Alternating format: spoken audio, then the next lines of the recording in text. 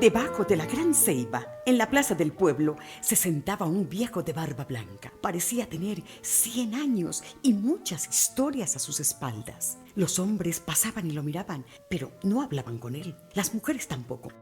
Algunos niños sentían curiosidad, pero no se atrevían a acercarse. Nadie sabía de dónde había venido ni cómo se llamaba. No tenía ni perro ni burro que le acompañara. Llegó al pueblo y después de darle una vuelta a la plaza, fue a sentarse debajo de la gran ceiba.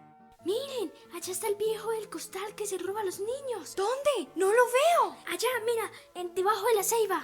Jacinto era un niño de 11 años de edad. Fue el primero en aproximarse para saber quién era y qué buscaba en aquel pueblo. Para comenzar, se sentó en otra banca, a varios metros de distancia. El viejo hacía como si no lo hubiera visto y miraba para otro lado. Pero estaba observándolo por el rabillo del ojo. Poco a poco, Jacinto se fue acercando. Ven, que yo no muerdo. Yo no tengo miedo. Se ve que eres un muchacho valiente. ¿Es usted brujo? ¿Tú qué piensas? Los otros niños le tienen miedo. ¿Y quién podría tener miedo de un viejo como yo? Por ahí dicen cosas. No creas todo lo que dice la gente. Mejor trata de observar con cuidado y construye tu propia idea. ¿Viene de muy lejos? Tan lejos como me lo han permitido mis piernas.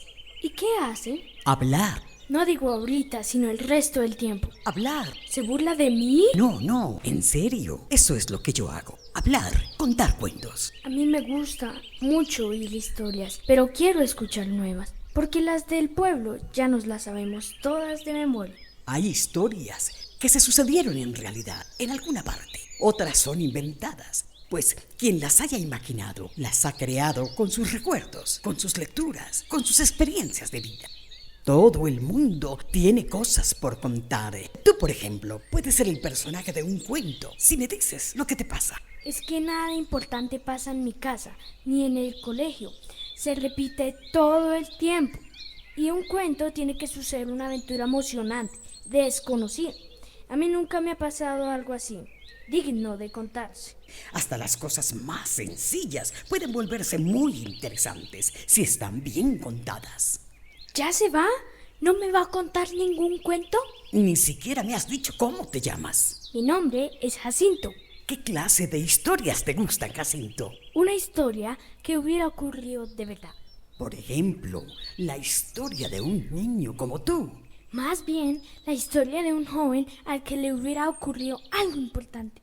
Piensa en algo que te haya ocurrido a ti, para que yo pueda escoger un cuento que te llegue a interesar y de lo que puedas aprender. Voy a comer y a descansar. Hasta mañana, Jacinto. Y sin decir más, tomó su sombrero, se alejó por la calle y se perdió en la lejanía.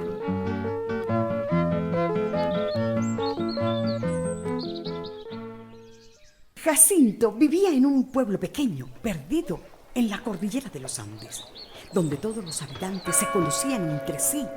La gente se sentaba frente a sus casas en las horas de la tarde a comentar lo ocurrido durante el día. En aquel pueblo solo había una pequeña escuela. Al terminar las clases, Jacinto salió corriendo rápidamente y se dirigió a la plaza. Allí estaba el viejo sentado bajo la ceiba. Corrió hasta acomodarse a su lado. Buena tarde. Acabo de salir del colegio. Entonces, ¿me va a contar una de esas historias? Vamos a ver, Jacinto. Si quieres que te cuente una historia, proponme un tema. Haz de cuenta que es un juego. Pero un juego no es nada serio. Los juegos son muy serios. Cuéntame algo que te haya pasado, algún problema o una situación difícil. Entonces, yo te contaré una historia que te ayude a pensar cómo resolverla. Pero es que yo no sé contar historias. Todos tenemos una historia que contar, por pequeña que sea. Usted dijo un problema. ¿No importa que mi problema sea chiquito? No hay problemas pequeños, Jacinto. Cada problema tiene su tamaño y la fortaleza de la persona que lo padece merece todo respeto. Pues tengo un problema. Lo tuve después de clases ayer. Una tarea difícil de resolver. No, yo ya la hice, pero un compañero mío no. Quiere que uno le haga las tareas. Basta con decirle que no. No es tan fácil. Me mostró una bolsa con monedas y me prometió que si le hacía la tarea me daba la bolsa. Y si no la hacías, ¿qué? Si no lo hacía, me iba a esperar a la salida y ya veríamos. Es más grande que yo y le gusta pelear. A un compañero le dio una muenda terrible. Ese muchacho es un matón. ¿Cómo crees que puede terminar esta historia? Yo no quiero hacerle las tareas, pero tampoco quiero que me golpee. Más fácil sería hacerle la tarea y puedo ganarme esas monedas. Ya tienes el final de la historia. En ese caso, sería una buena paliza.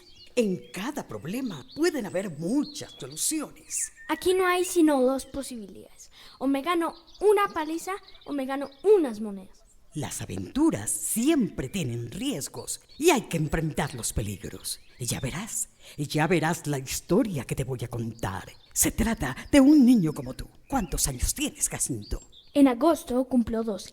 Pues exactamente. El niño de la historia que te voy a contar tenía 12 años y sucedió durante las guerras de independencia de nuestro país. ¿Y qué hacía un niño en una guerra de mayores? El muchacho de quien te hablo había nacido en el municipio de Belén, un pueblo nuevo fundado por hijos y nietos de españoles. Cerca de ese pueblo vivía la familia Martínez, formada por el padre José Mercedes Martínez y María de Jesús Rojas, y el muchacho de quien te hablo. Como en ese tiempo no había escuelas, su padre le enseñó a sembrar la tierra y cuidar los animales. Pero luego llegaron más hijos y a pesar de que trabajaban de sol a sombra, era muy poco lo que producían para la familia. En ese momento es cuando aparece el primogénito de la pareja. Se llamaba Pedro Pascasio Martínez Rojas y tenía 12 años. Sabía de las preocupaciones de sus padres. Él pensaba que no era aún mayor, pero tampoco era un niño y sentía que algo podía hacer para ayudar a sus padres. Dio vueltas por los alrededores. Llegó a una hacienda y cuando vio al hombre que parecía ser el dueño, se atrevió a hablar con él. Era uno de los fundadores del pueblo. Buen día, muchacho. ¿Qué hace por aquí? ¿Qué se le ofrece? ¿A quién busca? Buen día, señor. Yo soy Pedro Pascasio. Vivo en una vereda cerca de aquí. Estoy buscando trabajo. Yo sé sembrar la tierra, cuidar los animales y otros oficios. ¿El señor es el dueño de esta hacienda? Sí, yo soy Juan José Leiva, dueño de esta hacienda. ¿Sus padres saben de esto? Sí, señor. Ellos saben que yo salí a buscar. Pues aquí hay mucho que hacer, pero yo tendría que hablar directamente con sus padres. Vaya y hable con ellos. Y si lo deciden, los espero mañana temprano. Muchas gracias, señor. Vendremos mañana temprano.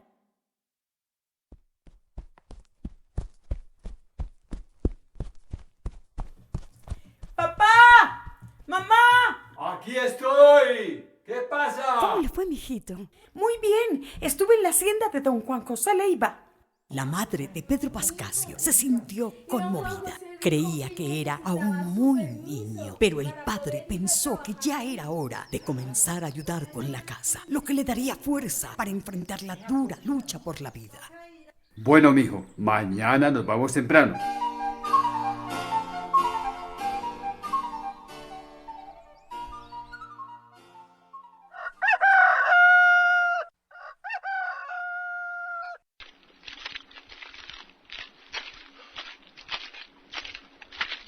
¡Buenas! Ahí viene, papá. Es él. Buenos días. Muy madrugadores. Buen día, señor. José Mercedes, para servirle. Mucho gusto. Juan José Leiva, a sus órdenes. Su hijo estuvo ayer aquí solicitando un trabajo. Yo le dije que era posible, pero si sus padres le daban permiso. Yo debo estar seguro de su aprobación.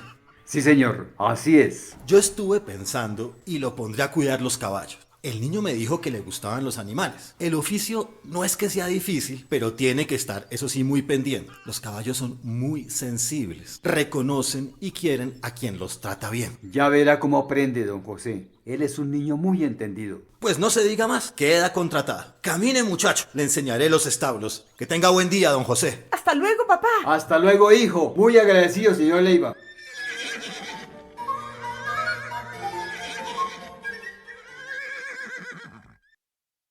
Pronto, Pedro Pascasio aprendió a montar y a amansar los más briosos caballos. Ni él ni su padre podrían sospechar que iban a ocurrir grandes cambios en su destino y en el de todas las gentes de nuestro país.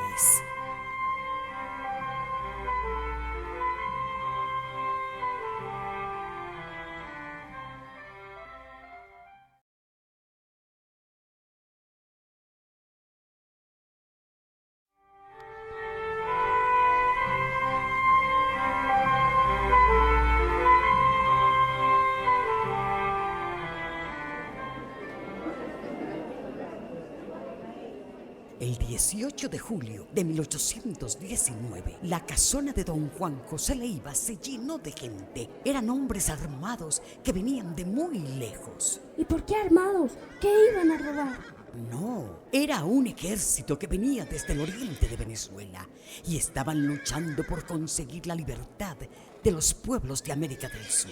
Hacía 300 años éramos parte del Imperio Español desde que invadieron nuestro territorio. Entonces nos hicieron dejar de creer en lo que creíamos.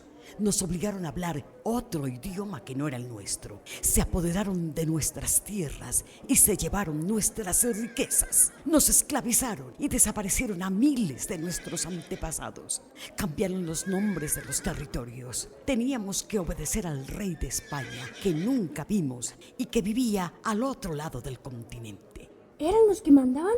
Sí, nuestros hombres y mujeres patriotas tomaron la decisión de luchar por la independencia para gobernarnos a nosotros mismos y ser libres. Ese ejército que venía desde Venezuela bajo la dirección de Bolívar fue uniéndose a los ejércitos de nuestra patria en Casanare, donde se encontraron con el general Francisco de Paula Santander.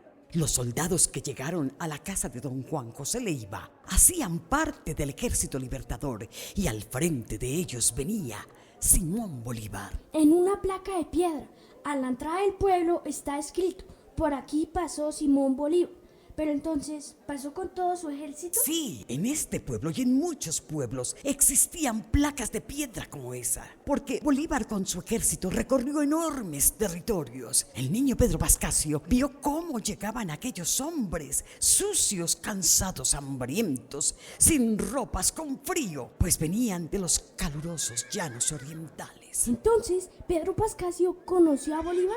Lo conoció y escuchó de sus propios labios relatar la aventura que vivieron en el paso de la cordillera por los Andes. Y antes de comenzar a subirla, se encontraron con los españoles, enfrentándolos en la primera batalla que llamaron las Termópilas de Paya.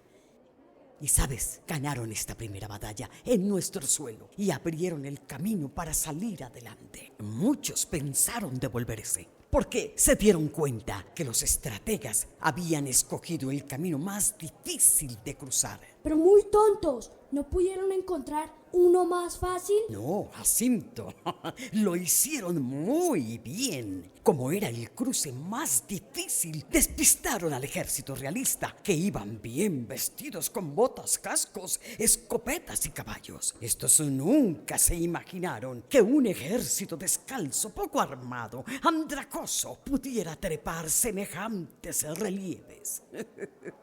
Ganaron, Jacinto, ganaron la batalla. ¡Qué bien! ¡Bravo! Llegaron a la cima de una montaña en pleno páramo. Había una espesa neblina. Ahora marchaban entre las nubes y de pronto se sentaron a descansar y escucharon el llanto de un niño detrás de una roca. ¿Un niño? No puede ser. Tal vez un gato. Los gatos lloran como los niños. Inspeccionaron el lugar. Era muy raro. No te imaginas con qué se encontraron. No me puedo imaginar con qué. Los patriotas descubrieron a un grupo de mujeres escondidas y una de ellas había tenido un bebé. ¿Pero cómo? A esa altura y en un páramo. ¿Quiénes eran? ¿Cómo aparecieron allí? Eran las novias, las madres, las hermanas, las esposas, que sin decirles nada les habían seguido para protegerles. ¿Las hicieron regresar? Les permitieron continuar con ellos, con la condición de no participar en las batallas. Ellas protegerían a los soldados heridos, prepararían los alimentos y todo aquello que se necesitara. Por acompañar a la tropa, las llamaron las troperas y también las Juanas.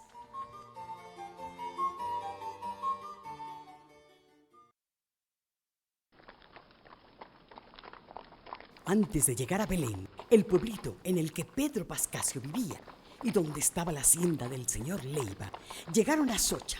El cura los recibió en la iglesia y, compadecido del estado en que venían, hizo tocar las campanas y reunió al pueblo pidiéndoles ayuda para con los patriotas, con ropas y alimentos. ¿La gente colaboró? ¡Claro! Lo más importante fue que pudieron abrigarse del frío que traían. Allí se cocinaron en grandes ollas alimentos para todo el ejército, recuperando así todas sus fuerzas. Estuvieron pocos días y continuaron su camino pasando por pueblos como Gámeza, los corrales de Tópaga y el peñón de Bonza. Dieron vuelta por Cerinza y llegaron a Belén, a la hacienda de don Juan José Leiva. Mira lo que viene, Jacinto. Bolívar habla con don Juan José diciéndole: Don Juan José, ¿conoce usted a alguien que fuera capaz de cuidar los caballos? Han sufrido heridas y maltratos durante el camino. Tengo un muchacho, mi general. Es apenas un niño, pero ha aprendido mucho sobre caballos, cómo cuidarlos. Es un niño muy inteligente y trabajador. Yo creo que le puede servir. Pedro Pascasio, venga, el general quiere hablar con usted. A sus órdenes, mi general. Me cuentan que eres muy bueno con el cuidado de los caballos, muchacho. ¿Podrías ayudarnos con los nuestros? Claro que sí, mi general, claro que sí. Vamos, caballitos, vamos. Vamos.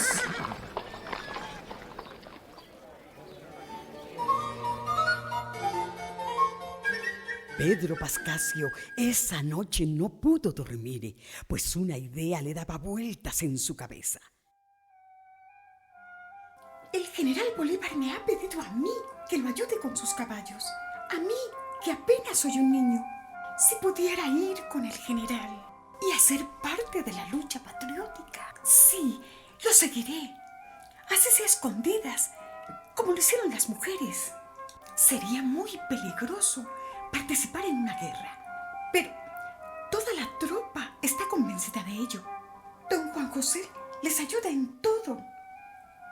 Y el pueblo entero aprueba aquella decisión. Sí, yo tengo que ir. Tan pronto como amanezca, tendré que hablar con mis padres.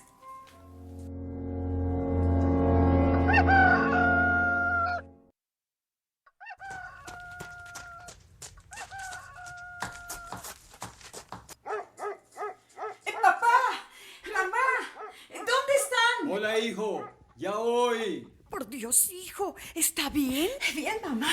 El general Bolívar y toda su tropa está en la hacienda de don Juan José Leiva. Los ha recibido para ayudarles a recuperar las fuerzas perdidas durante las batallas. Nos han contado todas sus hazañas. Y a que no adivinan qué. Don Juan José y el general Bolívar vinieron a buscarme para que atendiera a los caballos, que llegaron cansados, con hambre, sucios y algunos con heridas. El general Bolívar. Y como mi hijo ya es un doctor en caballos. Sí, papá. Lo hago muy bien y me gusta mucho. Don Juan José se sintió muy orgulloso de presentarme ante el general y yo no lo podía creer. Papá, mamá, la tropa parte muy pronto para continuar con la campaña libertadora. Yo quiero ir con ellos, pues soy el único que conoce el oficio. Solamente estaré atendiendo a los caballos. ¿Qué dices, hijo? ¿Qué? Esto no es un juego de niños. ¿Cree que puede combatir como cualquiera de esos soldados? No tendría ni fuerzas para levantar ni un fusil. Yo no voy a jugar, papá, y menos a disparar. No sé de armas. Ya le dije, yo solo iría a cuidar los caballos. Alguien tiene que hacerlo. ¿Y por qué no puedo ser yo? Entonces, ¿qué dice? ¿Me dejan ir? Tenemos que pensarlo. Esto no es cualquier cosa. Es muy peligroso. En cualquier momento parten. Yo me cuidaré. Las mujeres van con ellos y no les permiten participar en la batalla. Yo estaría junto a ellas. Mijo, solo le pido que se cuide. Por favor, siga las indicaciones del general Bolívar. No lo vaya a desobedecer en ningún momento.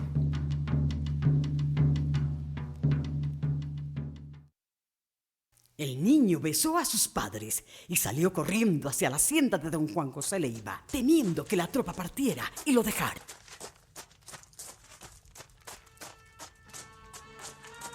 Pedro Pascasio fue incorporado al Ejército Libertador, conformado en su mayoría por campesinos y gente del pueblo. No parecían soldados y, sin embargo, Estaban dispuestos a la pelea. Algunos tenían fusil, otros con armas improvisadas, lanzas hechas por ellos mismos. Y llevaban cuchillos de cortar la carne de sus casas.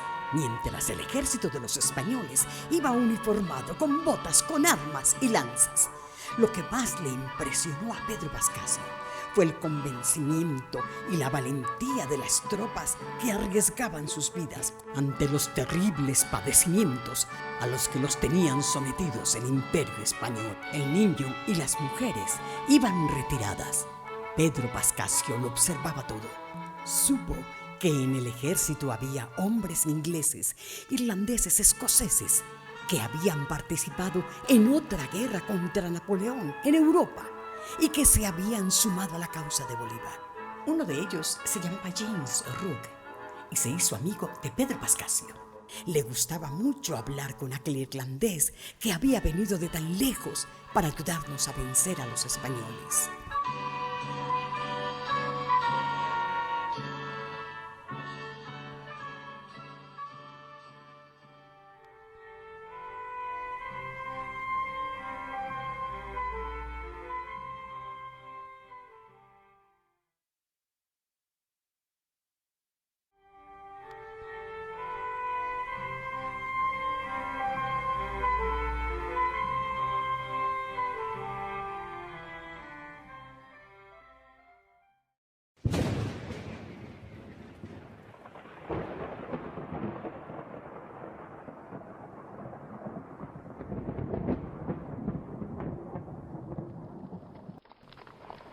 El 25 de julio, Bolívar dio la orden de marchar por los alrededores de Paipa para cerrarles el paso a las tropas realistas.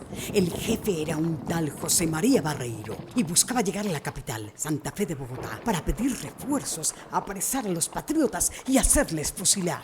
De esto se iba enterando Pedro Pascasio, cuando de pronto apareció aquel ejército en medio de un terreno pantanoso que era propiedad de un señor Vargas. Los dos ejércitos se hallaron frente a frente sin haberlo planeado. Barreiro se puso muy contento porque se encontraba en mejor posición y pensó que sería fácil derrotar a aquel ejército de pordioseros. Como así se lo gritó al ejército libertador. Pedro Pascasio observaba todo desde una colina.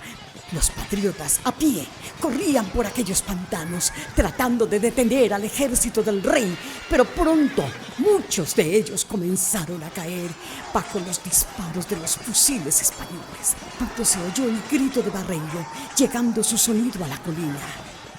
¡Viva España! ¡Ni Dios me quita la victoria! Cuando Bolívar vio que Barreiro ordenaba el ataque de la caballería realista, sintió que todo había terminado. Entonces, desesperado, pronunció las palabras que Pedro Pascasio alcanzó a oír. Coronel Juan José Rondón, se nos vino la caballería, se perdió la batalla. Y Juan José Rondón, un coronel venezolano, le contestó con fuerza y valor. ¿Cómo se va a perder, mi general? Si mis hombres y yo no hemos entrado. Los que sean valientes, síganme, porque en este momento triunfamos. Haga lo que pueda, coronel. Salve usted la patria. Fueron 14 hombres los que avanzaron a galope contra la infantería española, que estaba causando destrozos en las filas patrióticas. La carga de Rondón y sus llaneros fue tan sorpresiva que confundió a los españoles. En varios jinetes cayeron, y esta acción intrépida le dio fuerzas a los combatientes del ejército libertador. James Rooke y sus compañeros también entraron en combate, unos a caballo y otros reforzando la acción de infantería que aún combatía, pese a la gran cantidad de bajas que les habían causado los realistas. Pedro Pascasio veía a sus caballos briosos participar de aquella contienda y cómo cambiaba de pronto la situación de combate. Ahora las fuerzas parecían hallarse en igual de condiciones, con muchas bajas de cada lado, sin poderse saber cuál era el vencedor y cuál el vencido. En medio de aquellas carreras, gritos y avanzadas y retrocesos de lado y lado, el muchacho alcanzó a ver cómo su amigo, el coronel James Rooke, caía de su caballo herido por las balas enemigas. Al poco tiempo, la batalla se dio por terminada y Barreiro y sus hombres se alejaron sin poder encontrar el camino hacia la capital como habían planeado. Fue un triunfo del Ejército Libertador, aunque no podía decirse que eran los ganadores de la batalla. Habían muchísimos muertos en el campo, así como gran parte de los caballos. Pedro Pascasio corrió, tratando de ver qué había pasado con el coronel Rook, pero cuando llegó al terreno, un grupo de soldados se lo había llevado a un sitio donde pudieran atenderlo. Se daba cuenta que tenía que aprender y ser fuerte, aceptar las cosas como vinieran.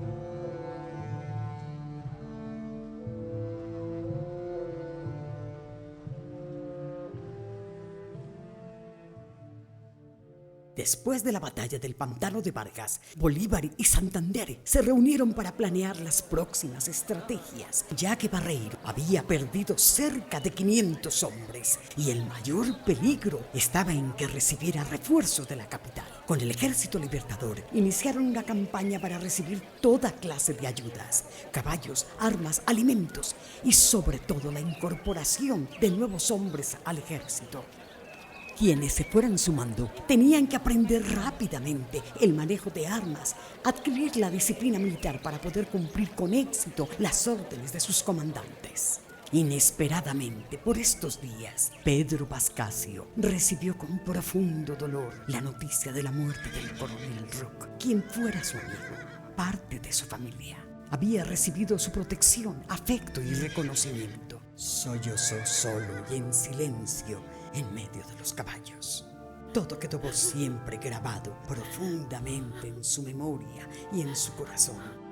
Por primera vez, tenía que comprender lo terrible de la guerra, los bárbaros enfrentamientos, los muertos en el campo de batalla.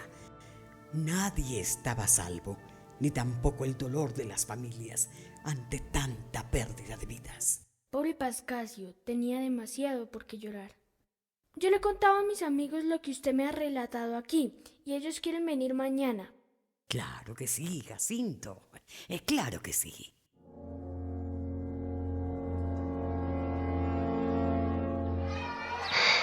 ¡Espéreme! ¿Dónde es, Jacinto? ¡Allá! ¡Debajo de la ceiba!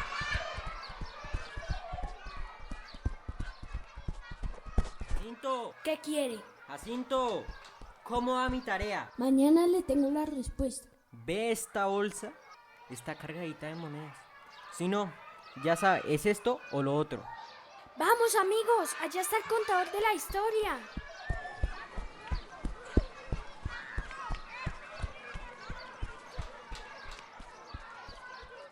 Buen día, señor. Estos son mis compañeros de clase. Buen día. Buen Bienvenidos. día. Buen día. Buenos días, señor. Ya sabemos de Pedro Pascasio y su participación en la campaña libertadora. Aunque él no participó en las batallas, solo cuidó a los caballos. Ajá. ¿Y en qué quedamos de la historia? Quedamos en lo triste que estaba Pedro Pascasio, pues por la muerte de su amigo Ruth. Si los españoles perdieron 500 hombres, ¿cuántos perdimos nosotros? Muchos. Por eso se hizo necesario reclutar nuevos combatientes, campesinos, artesanos, habitantes de las ciudades. Cientos pedían que los recibieran en el Ejército Libertador. Y como tenían pocas armas, llevaron también los cuchillos de sus cocinas para cortar carne. Qué bien lo has contado, Jacinto. Sí, se hicieron a cualquier herramienta que encontraban para ser utilizada como arma. Entonces, emprendieron el viaje hacia la ciudad de Tunja, llegando el 5 de agosto de 1819 y alojándose en los conventos que convirtieron en cuarteles. Pedro Pascasio quedó asombrado al contemplar la ciudad más grande que había visto en su vida. Había muchas iglesias, parques y grandes mansiones. Una ciudad muy importante durante la colonia y paso obligado entre los pueblos de la Cordillera Oriental y la capital de Santa Fe de Bogotá. En la mañana del 6 de agosto, apenas aclaró, reinaba en los cuarteles una gran agitación. Se reunían todas las armas, se contaban las lanzas, los cuchillos, los machetes, se limpiaban los fusiles. El general Simón Bolívar estaba muy nervioso, no se quedaba quieto un instante. Hablaba con las tropas, revisaba las armas, contaba los caballos. Se reunía con don Francisco de Paula Santander y el coronel venezolano Juan José Rondón. Hablaban y hablaban. No sabían cuándo iban a salir. Lo mismo pensaba Barreiro y su ejército español. Se ubicaron en un punto estratégico mientras pedían refuerzos al virrey Sámano. En 3 o 4 días tendremos refuerzos suficientes para acabar con Bolívar y sus fuerzas insurgentes. Permaneceremos de 6 a 8 días antes de iniciar movimiento alguno. Pero no sucedió así. En el amanecer del 7 de agosto, el general Bolívar dio la orden decidida de alistarse para partir enseguida en busca del ejército realista. Algunos espías que Bolívar había enviado para averiguar dónde se encontraban las tropas de Barreiro informaron que estaban en las riberas del río Teatinos o Boyacá, al lado del puente, paso obligado en el camino hacia la capital. Por lo tanto, sería muy posible que así como él había enviado a algunos hombres a espiar al enemigo, Barreiro hubiera hecho lo mismo. Los comandantes de los ejércitos españoles nunca pensaron que Bolívar podía llegar a la Nueva Granada, cruzando un lugar tan escarpado y difícil como el páramo de Pisba. Por eso Bolívar se llamaba a sí mismo el hombre de las dificultades, no solo por los obstáculos que encontraba en su campaña, sino por las vías difíciles que él mismo buscaba.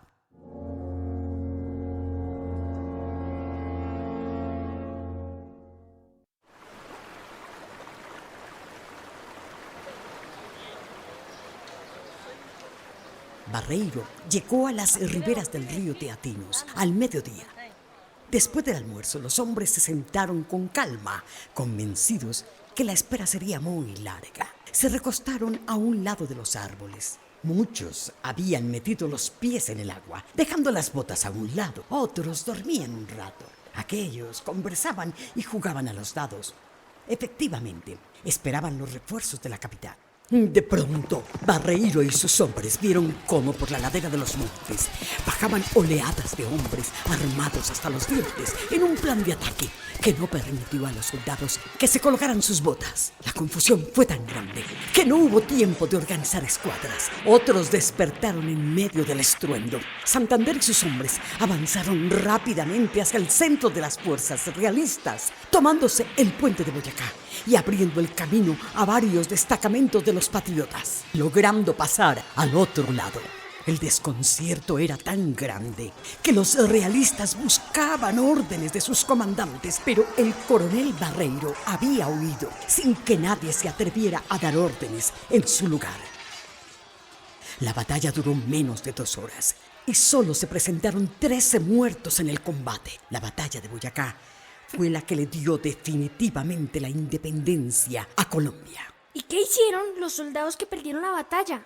¿Quién dijo miedo sin ver a su comandante ni saber qué hacer? Muchos soldados huyeron, mientras otros se convertían en prisioneros. La imagen del ejército de Bolívar había crecido entre las tropas derrotadas, como si se tratara de una fuerza incontenible. Un acontecimiento como este demuestra que la mejor batalla no es la que produce el mayor número de muertes, sino la que se gana más con la inteligencia que con la fuerza. ¿Y Pedro Pascasio dónde estaba? Pues, ¿cómo les parece que el niño Pedro Pascasio Martínez no quiso esta vez ser espectador? Bajó corriendo colina abajo, entrando en medio del campo de batalla y tomando una lanza como si fuera otro soldado, contribuyendo así en la vigilancia de los prisioneros. Pasado un rato, se fue con un soldado a dar una mirada a los alrededores, cuando de pronto vieron a 2 militares españoles ocultos en una cueva. El uno vestía como un soldado raso, pero el otro tenía un traje más elegante que a simple vista era el de un oficial español. El primero trató de huir y el soldado le disparó, cayendo y perdiendo la vida. Pedro Pascasio quedó solo frente al otro. El oficial español, al ver que se trataba de un niño, quiso asustarlo, avanzando algunos pasos hacia él. Pero Pedro Pascasio le mandó varias lanzadas, logrando herirlo levemente en la garganta. ¿Era el oficial Barreiro el que iba bien vestido? ¿El que dirigía el ejército español?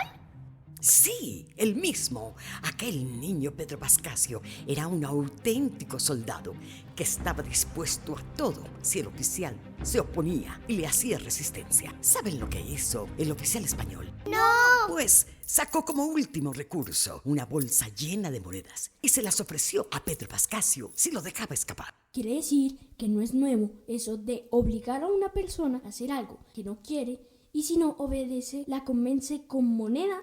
Jacinto, presta mucha atención. Mira lo que ocurrió. Sin duda, para aquel niño con muchas necesidades, las monedas de Barreiro podrían haber sacado de afanes a su familia. Tal vez Barreiro pensó que con esto era fácil convencerlo, pero Pedro Pascasio no se dejó tentar y levantó la lanza a él y le dijo en tono enérgico: Siga adelante, o si no lo arriamos. No tuvo más remedio que obedecer las órdenes del niño. Cuando llegaron, el general Bolívar se encontraba instalado en el cuartel con los demás generales, celebrando la victoria. Pedro Pascasio, ¿por qué no me ha llevado el caballo guajiro? Tal como se lo ordené. Mi general Bolívar, a cambio le he traído a un prisionero. Aquí lo tiene. ¡Barreiro! José María Barreiro. Ya me contará cómo lo ha logrado Pedro Pascasio, pero nunca me imaginé que un valiente patriota viviera dentro de un modesto niño cuidador de caballos. Lo nombro de inmediato sargento de la patria y recibirá una gratificación de 100 pesos. Pedro Pascasio continuó en las filas del ejército patriota hasta el final de la campaña libertadora y recorrió un largo territorio con las tropas, conociendo regiones que nunca hubiera podido visitar de otro modo. Llegó a participar en las últimas batallas de Junín y Ayacucho, en el Perú. Apenas terminó la guerra, regresó a su pueblo Belén, dedicándose a las faenas del campo. Se casó y tuvo muchos hijos. Nunca pudo olvidar los sucesos de aquella tarde del 7 de agosto de 1819 en el puente de Boyacá. Murió con la conciencia tranquila, rodeado por su familia. Hoy en el pueblo de Belén, en Boyacá, hay una estatua de él que recuerda su acto heroico de aquel día. Cuando visiten Belén, no se les olvide ir a verla. Y así concluyó esta historia.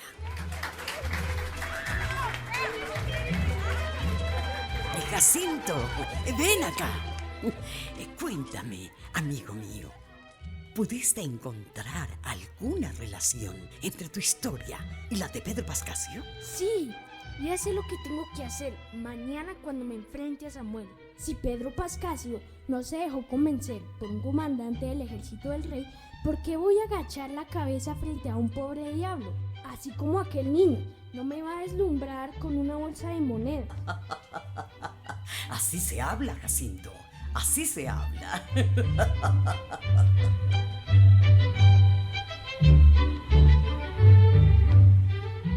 La historia de Pedro Pascasio Martínez había concluido, como también el problema creado entre Samuel y Jacinto.